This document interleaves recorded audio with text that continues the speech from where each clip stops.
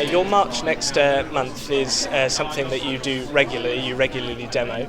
How are you going to try and dispel perhaps an image of being a toothless tiger? Because, of course, students can't go on strike, as was said in the speech. So what are you going to do to try and make this one different to your previous marches? I think every march NUS has done has had results. I think they're not always visible straight away, but it's definitely a springboard for activism for many of our up-and-coming student leaders. A lot of these sabbatical officers you see, including a Kent union, marched 2 years ago, and it inspired them to get involved in their union and get involved in politics. But I do think that it is an opportunity to shape a broader public narrative about what education is for. We're not going with a necessarily negative message. We're saying something positive about the fact that young people are worth investing in, saying we want a different kind of education system that doesn't pit further and higher education against each other. And we're marching with a lot of people who are in influential positions of power.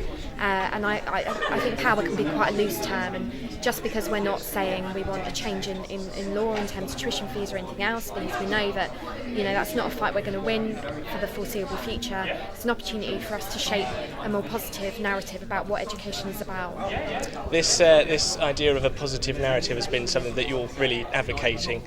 So how do you think, obviously you're marching for various reasons. What personally are you marching for?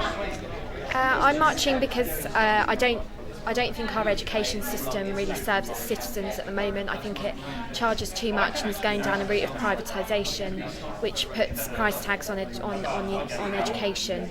It also kind of puts higher education on a pedestal above other forms of more vocational education and learning. And I don't agree that that's right, because it kind of says that if you go to university, you're a more rounded citizen than if you don't. And actually, not everyone's lucky enough to go to university, and we can't be saying that those that do apprenticeships and vocational training aren't well-rounded citizens that contribute to the economy and society too. So that's the one issue I feel personally very strongly about. And just quickly, your latest stuff that you're working on, have you got anything that you will be able to take to the demo and perhaps advertise? Yeah, well, I'm going to be marching in a block of kind of cleaners and other low-paid members of staff of institutions, particularly women who do take up most of the low-paid positions in our institutions. We'll be marching with other trade unions too, like Unison, who have supported NUS with our living wage campaign. So I'll be on a kind of living wage block, because we're talking about the fact that actually Vice-Chancellors, get paid too much, but actually it's the disparity between Vice-Chancellors' pay and cleaners and security staff pay that is actually the real injustice, because they serve our communities too. So I feel very happy that we'll be marching alongside them on the day.